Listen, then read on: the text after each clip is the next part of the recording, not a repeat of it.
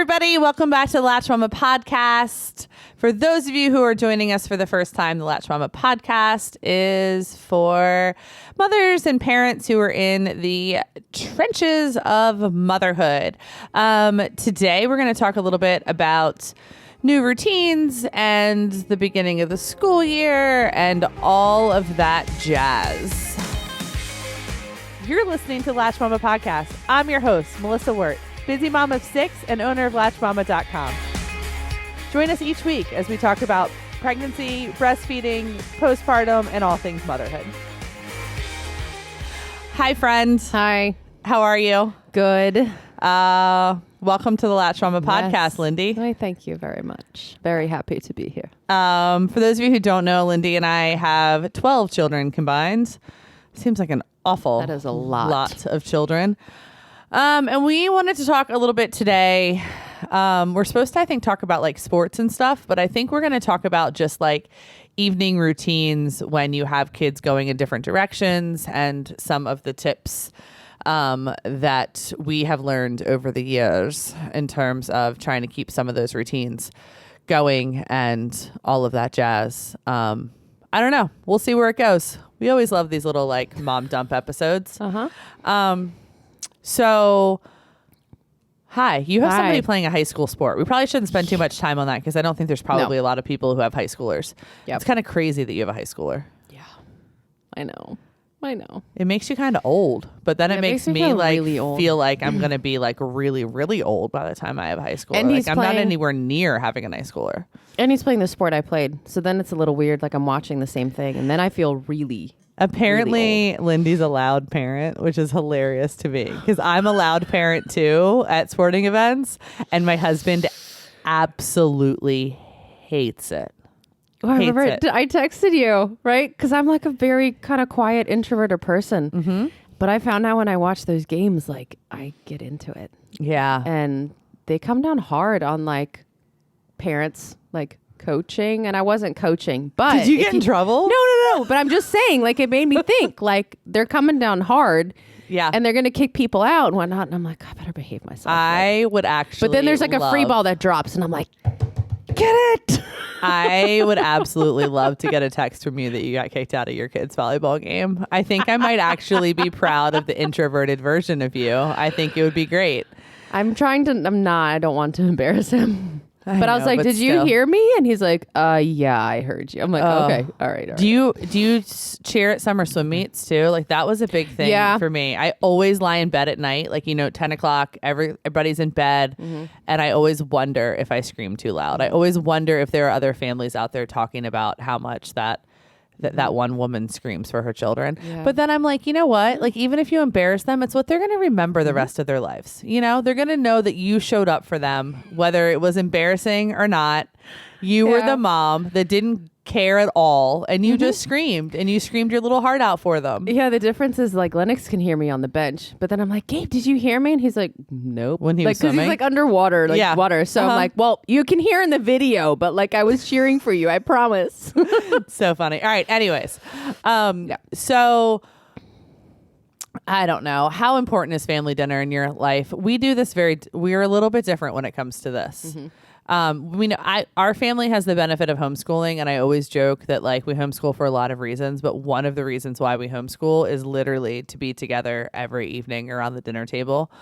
And that's just weird, but it's like our family thing. I think it probably comes from the fact that Aaron, whatever. My husband's name is Eric, guys.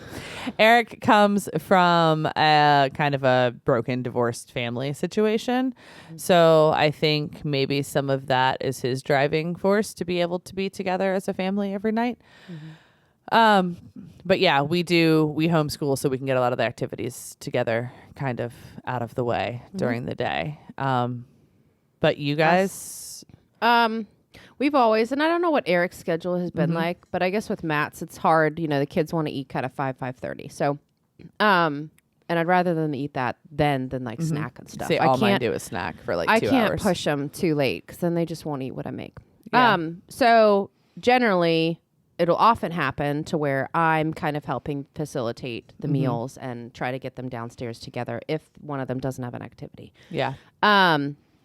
And then usually I would say at least 2 nights a week we try to all sit together, a night or two, both on the weekends, and then one during the week. Wednesdays I try to keep but sometimes it can't work. But I would love one day a week where really we hardly have anything, any activities, and it's kind of a down day. Mm-hmm. So somewhere in the middle, if you have the ability to schedule a slow day in the week, I'd highly recommend it. Yeah. It's hard. Yeah, it's hard. Here's the deal. What I have learned in motherhood is that your kids don't have to do all of the things. Just because kids that you know of are playing soccer at 4 or are doing this at this age or have a dance recital, you need to do what works for your family.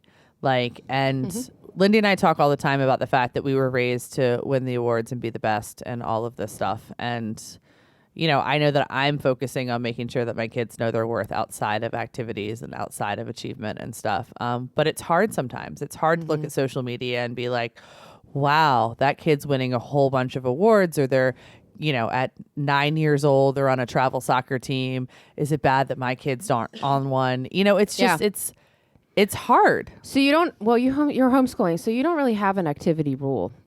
We kind of have where you need to pick one thing. Mm-hmm.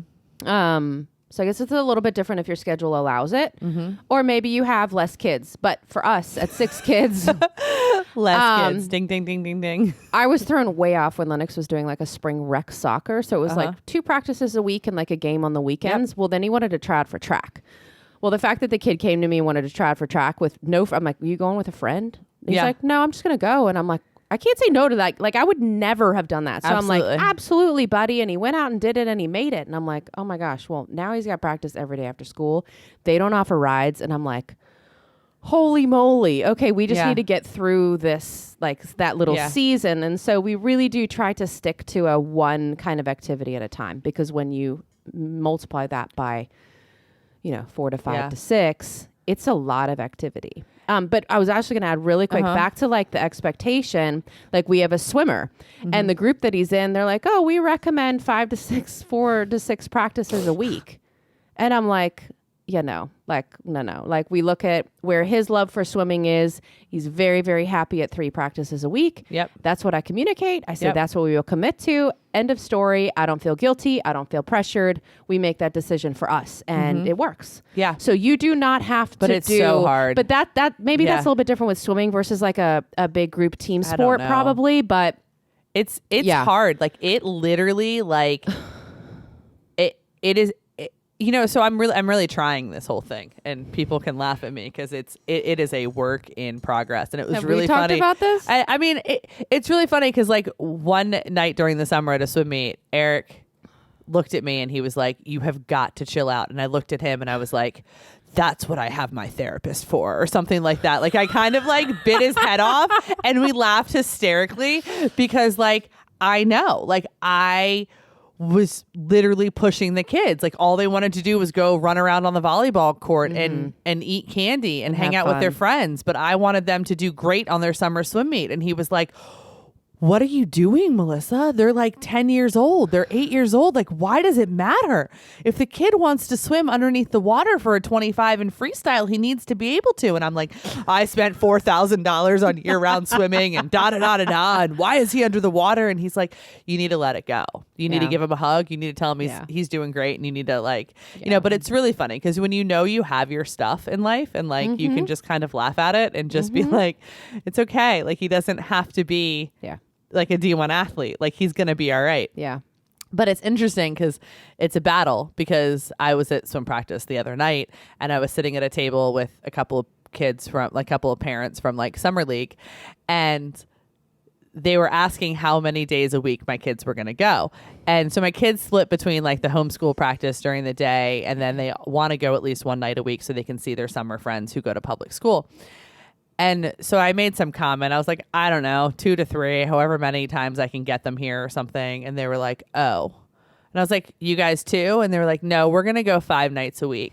And I just kind of looked at them and I wanted to be like, yeah, me too. Da, da, da, da. My kid's going to be fast like yours. But then I was like, how on earth would I get my kid here 5 days? It's not feasible. But I wanted to be like, ooh, my kid's got to go 5 times too because it's got to be good. But it's not what it's about. And if you weren't No. raised that way, it probably sounds like I'm like this crazy, super competitive person. But when you were like kind of raised to find worth in like the awards and the achievement, which isn't bad, it's just not necessarily what I want from my kids. You know, Yeah. it's hard. It's hard with Agree. thit's It's it's like, Yeah. you know, what It's do very you easy as a parent to feel the pressures. absolutely Whether it's sporting, whether it's just school, apple picking, or like, you know, just in general. yeah, And I think it can be very hard to find the confidence in your decisions sometimes. absolutely. But like it has to be what's best for your family. Yeah. You know, and if what's best for your family is going to swim practice 5 nights a week because that's what your kids want and that's what you want, then that's fine. I struggle sometimes with the parental pressure. Like kids start to get a certain age and they start playing sports, and it's like you hang out with other families, and what do you talk about? Like you don't talk about your kid sleeping through the night or the tubes he got in his ears or you know, when they walked. You start talking about like what they're doing. You start talking about, oh, you know, Johnny made the travel softball or baseball team, you know. But then Yeah. it's like, okay, you know, it's just I don't know, it's so interesting. It's I don't know. Yeah. It's a lot though. Yeah. And to excel at sport now, it's a completely different thing than like what it was when we were growing up. Yeah. It's very different. Lindy was good at everything she did. No. So her parents would put her into something and she would like quickly move to like the top, and then she kept going. How many people start a sport in 9th grade and end up like Yeah, going but volleyball's D1? different. Why is volleyball I different? just do. I don't know. I feel like it's this sport that you kind of pick up later. Like even now, if you look at like playing RVC, like Yeah. Richmond Volleyball Club, you can only start at 7. Like Yeah. their little jumping juniors program, it starts from 7 to age 14. Like you can't even get in at like 4 or 5. Like soccer, kids are like 2.5 and they're like, so I do think that's a little bit, some sports are a little bit different. So do you ever but- worry looking at your kids now that you're not giving them the opportunity to have some of that same like elitish sport experiences that you had? I don't know. I mean, I did gymnastics for a long time. I tried dance for a little bit, but to be honest, I actually think I only did one thing at a time. Then I swam for a couple years, and then I got into volleyball. And I felt like once I found that, that's all I wanted to do. So I do talk about that a little bit with my kids, in that I think there's pros to testing out and finding different things. But I really thrived and I loved building a relationship with a team that we started to kind of move together, and we were committed and we wanted to do travel and we wanted to do that. Like that's what I started talking about with Lennox, like over the last year. 'Cause he loved to play soccer, and a lot of those kids moved together, but he was turning 14, 15, but it was still just a rec league. And I think he needed to decide, does he want to be pushed a little bit and try a travel one? 'Cause I think he could. Yeah. Or then he started he did a little bit of volleyball. It was like once a week, and he really started enjoying that. And I was just encouraged him to like see if you can pick one and really pursue it. That's been one of the coolest things. So like, you do sports, I feel like, or activities with your kids when they're younger, to build coordination and to learn how to do things and follow directions and all of that stuff. But then it like kind of starts to morph into this like friendship thing, like, and it's so cool. But like there was a good like few years there that I was kind of like, what are we doing? Like, are we doing like who are we doing this for? Because newsflash, kids are not always going to want to go play sports. They're not always going to want to go to practice, and you're going to sign them up for things and you're going to commit them to things, and it's going to be a battle to get them out the door. And then you've got to decide, okay, why am I making them go do this? Is it for me? Is it for them? What part of this is like learning discipline, but what part of this is like actually like supposed to be fun for them? It's this very weird thing that I don't know. It's hard. It's hard to navigate. Yeah.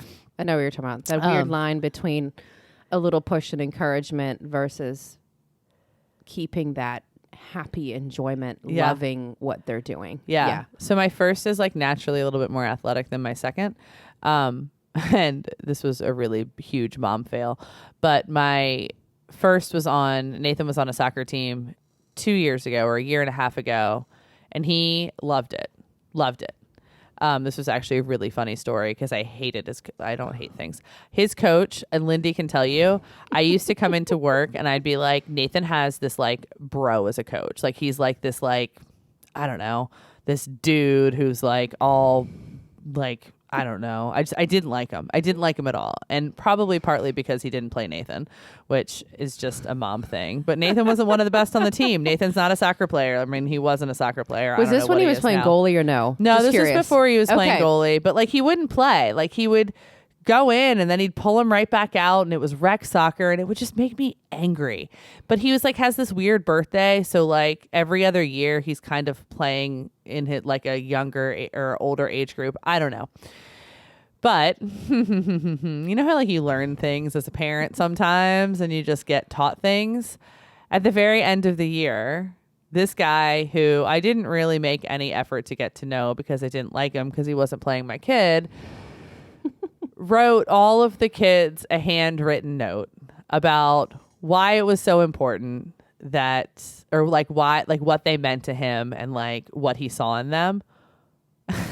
And I had to eat so much crow. Like, I mean, I had to like realize that not only did I pass judgment on this man, he was also like a minister at like the church, like right down the street. So he like wasn't a bad guy. But then I started following him on Facebook and I was like, oh my gosh, like his like motivational stuff like aligns very closely to what, like how I feel. And I'm like, oh gosh. And this note that he wrote Nathan was just the sweetest thing in the entire world. And he like saw my son, which I was like, okay, I guess it didn't really matter that he didn't play him because you actually saw him and you actually get him. And it was just like this whole big thing about all the stuff. But anyways, so Nathan couldn't age up with the team because he was too young to age up with the team. And we made the decision that he was too small and too young. But now he gets to be back on that team this year. So I made a point to make sure I signed him up early for soccer. So I got him on this team. He found a position he loves. He loves goalie, but he's not the best goalie on the team okay. now. And, you know, he went to goalie camp. I don't know. He's great on the field too. But he's bigger now and it's great and whatever. He's back on this team. But on that same day, I got sidetracked and I didn't sign the 3 others up for soccer because, guys, it takes a long time to sign up kids. Even if they're saved from the last. You can't do it together. No, you can't do it. No. And even if they're saved from like the last season, it still takes forever. Yeah. So I got sidetracked that day. Didn't think it was a big deal. Got the one on that I knew was just dying to be back with this coach and this team. And honestly, at this point, I was dying for him to be back on this coach's team because, you know, so wait, did you ever get them grow back? And we meet. So No. So by the time what are you doing? but nothing. By the time I went to get them on the soccer team, there were no spots left for any of their age groups at any fields anywhere close to us. And you just have to make a decision at that point that like I can't drive them 40 minutes away 2 times a week for practice. No. So I have 3 that are supposed to be playing soccer that aren't playing soccer. Do they know? Yeah, they kind of know. But the funny story is that I didn't think Alex was going to care at all because he's like my not really athletic one, really could care less about running, acts like he's in pain when he's on a soccer field. He's just Alex. Yeah. He's so disappointed and he's so sad. But he was also the one that I had to like drag to practice. Yeah. So I really truly think that they're on this world sometimes, like in this world sometimes to literally just make us crazy. Yeah. But anyways, I have 3 not playing soccer because womp, womp, womp. I forgot to sign them up. I know. It's crazy. I don't even know what the moral of the story there was. It was a really long story. First of all, I judged somebody I shouldn't have, which was wrong of me. It speaks to a lot of things. Just responsibilities we take on and sign-ups and all these things. And Eric maybe it's for the good this season. I don't know. Maybe not. I don't know. Eric keeps commenting. It's a really big shame. It's a shame. Oh, God. It's really sad that we're not all spending all day Saturday on the soccer fields. And I'm kind of like, hey, you know what? Next time, do it yourself. Well, I was about to say, this is a time where like, you are now in charge of soccer signups. You are in charge of soccer I'm going to pass this over to you. Yep. And you can take care of it for the spring. Exactly. Yeah. And every other piece of mental energy moms have. Exactly. But I really think that there is a takeaway in the sense that like there is some sort of balance between having your kids do these things for learning how to work with others, coordination, discipline, but it's still supposed to be fun. Yep. Think outside of the box. I have a lot of friends that are doing archery. Bizarrely, I don't know if that's up and coming. Just a lot of different things that work with different you know, kids and different stuff. Because it Yeah. took Gabe a while to find swimming, right? Yeah, there's a few sports that I think are incredible, like younger. Yeah. Gymnastics is one of them. Yeah. Literally just go play, run around, flip your body upside down. Like Yeah. balance, coordination. Several of mine. Lennox did a little bit of gymnastics when he was like 3 or 4. Yeah.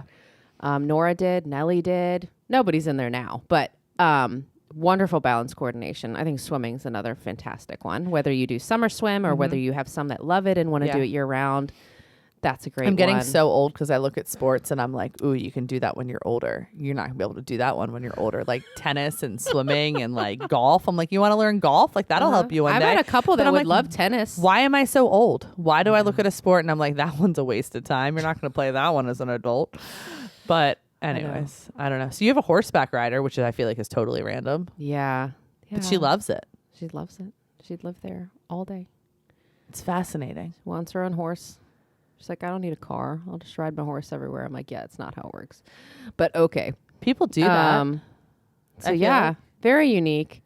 I'm struggling to like find my place there because I would never fit in with like a farm, like very much horse farm. Horse people are different though. It Not is bad, a whole but just different thing. And then she found out from one girl, she's like, Mom, can I do this like 4-H thing? And I'm like, what is that? And she's like, well, it's a horse thing. I'm like, I think it's more than that. It's I like a think chicken it's thing, too. agricultural. I think there's all like this, but like chickens they and don't sheep. have that in Chester County. They do.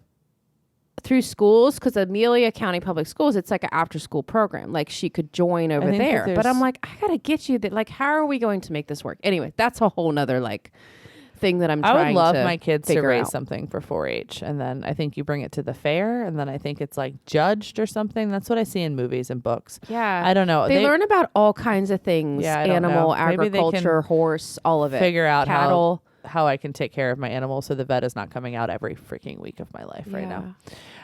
Yeah. But yeah, I don't know. I don't know what the takeaway here is. I don't think we've said a whole lot other than the fact that like between 12 kids, those things that I feel like we all picture that we're supposed to do, like we're supposed to be on the soccer fields on Saturdays, you know, like we're supposed to be like doing this or that in terms of moving our kids forward. Like it doesn't have to be that way. Like if your kid loves Minecraft, like, you know, like figure out a way to like get their aerobic activity in somewhere, but join a Saturday Minecraft club, you know, like it doesn't have to be this thing that's going to put them on this path to like great, amazing, like achievement and sport in the future. I don't know. Yeah. No, I agree. I don't know. What else were we going to talk about? I don't know. We're supposed to talk about when kids Scheduling? Are there any like tips or things like don't homeschool your kids so you can knock it out during the day. kids? Yeah, I'm trying to think about like just after school and evenings. Easy how dinners. to like make it just a little bit easier for yourself. There are so Which many is ways I hard. could make my life easier, like making Yeah. sure their shin guards and their cleats get back in the right place after practice and stuff like that. I buy multiple of things, like when I have to buy uniforms, I buy 2 jerseys, 2 pairs of shorts, and I know it's sometimes an extra like $20 a kid, but if you have it, I can tell you it's so useful because that jersey is never in my life going to be back where it's supposed to be unless like my mom's in town and then she lays out all the clothes all the time. But I've also reorganized a bit in my laundry, so each kid has just those folding fabric baskets. So when I am doing things, any activity things that come by, like Lennox's socks or jersey, or they don't go in his normal clothes bin. They stay in the activity bin. wow. Like the shoes aren't in That's there. impressive. Like I'm just talking like Yeah. swimsuits. Like Gabe's is full of swimsuits, goggles, whatever. Nellie's is full of dance tights, and it all stays down there because if it went into the room, it like gets lost in the abyss everywhere. of like That's amazing. whatever. I kind of love And that. it has been really, really good. Now Yeah. Nellie can't reach hers, so I've moved hers to the front where we have like some racks where like the backpacks yeah. land, but it's been great because I'm like, go get your dance stuff, Yeah. and she just goes to the her activity bin, and it just has the stuff there, so it's not anywhere else in the house, and that's been really helpful. A lot of that is big family independence too. I mean, Yeah. Catherine, who will be 3 in September, you tell her it's time for swim lessons. She goes, gets her suit. She knows where her stuff is. Yeah, she goes and gets her suit on and stuff like that. Like your kids can do stuff like that, big family or not. You just have to set the expectation that's what needs to happen. And that's really helpful too. But I swear, like even at age 10 or 11, I mean, we're just now at the point that Nathan will put his big tall socks on and shin guards and shoes and not fuss about it. Yeah. So like soccer is not always going to come, like Saturday morning soccer is not always going to come with like smiles and orange slices and stuff. It's going to come with shoes that are too tight and shin guards, Velcro that rubs on the back of the leg sometimes, and socks that won't pull up, and they might run off the field, or they might sit down and play with the grass, or you might have the one kid who knocks over the other kid and then the kid starts crying. Like just like everything else in parenthood, just like everything else in pregnancy and birth, like go to it with a very, very like honest place of like grace and expectation, and not like what the Kleenex commercial shows you on TV about how it's supposed to look when you're like raising this kid on a Saturday morning, because it's not easy. I remember the first time, I mean, it was terrible because Nathan has sensory stuff and like everything was uncomfortable. And he cried and it was horrible. And we got there and it was fine. But then you had another one, and then you had another one, and everybody has different stuff going on, and you have to get out the door by a certain time, because we don't ever have to be anywhere at a certain time, but you have to be at practice and you have to be at games, and it adds a whole additional level of stuffs to the life. But it's good. Yeah. It's fun. But just kind of set those expectations. Go do it. Go bring your kids places. Go do sports. But like, for some reason, that little Wednesday, I try to do everything I can to not have activities. And I know there's things out of your control. 100% there are. But for some reason, a lot of years, it magically works out to where Wednesdays are much slower. And it really does help you kind of reset for like another, a Thursday, Friday, or Saturday games or whatnot. So that's cool. Yeah. So stay organized. Buy extra of things if you can do it, or find hand-me-downs, or go on Facebook groups and find somebody extra who's not playing, who has last year's jerseys. It will make your life so much easier. And then just lower the expectations. And even if somebody is out there who says their kid's going to be an Olympian, just smile and realize that there's a whole lot more in life. Yeah. It's important. One of the things I try to remember myself, just going back to the sports thing, when I was watching Lennox, of course, there's so many things I can like think, oh, they could work on this and this and this and this. But I'm trying to make sure my first question is, did you have fun tonight? Yep. And that's like, I've asked him every single time. And he's like, yes. And I'm like, that's amazing. Because that's the most important part right now. So hard though sometimes. So hard as a parent. Because here's the deal. I want them to like have those moments where they've learned that they've worked hard for something and they've achieved something. And that is what the balance and the fight is in my head all the time. Is like, you have gone to practice, 3-4 times a week for the last like 3 months, 4 months. Are you going to get in the water and are you going to drop time? Or are you going to score that goal? Or are you going to do that? And sometimes it works out and sometimes it doesn't. And there's that like life lesson in it of, when do you see, like, you have to be able to find the worth in working hard, not the achievement. And like the growing as a human, and like the getting stronger, as opposed to, the award at the end of the year, or like it's. And drive is good. Yes. Having a higher expectation is okay. Yeah. But I feel like at the age of the kids we have, it needs to come in conjunction with enjoyment and joy and happiness and, having a good time, and the social connections and the social skills, and Yeah, I don't know. There's some sort of statistic about kids who excel at sport, like under the age of 14 or something, like something crazy, like 88 to 90% of them are burnt out by the age of 17 or 18 or something, just because there's so much pressure at those early ages. I mean, if you looked at Serena played the other night, and she was in the US Open, and her quote back to the person who interviewed her afterwards was that for the first time since like 1998 or something, she was able to go out and have fun on the tennis court. Like, she was able to go out and just say, what happens, happens. I'm going to have fun, because of the fact that she doesn't have a target on her back. Like, there's zero expectations for her, because there were so many so soon. And, she gets to go out and she gets to have fun with the sport that she loves, which I think should be our goal all the time. I think it's sometimes hard though, because you want to see them get that moment where they raise their arms up in the air and they're like, heck yeah, not because you want them to win, but because you want them to realize anytime in life you work hard, you should hopefully cross your fingers, see success there. Yeah. But unless they're having fun, you can't control the success. You can't control the end reward. You just have to hopefully make sure they're having fun while they're doing it. Yeah. Cool. All right. Thanks, guys. Bye.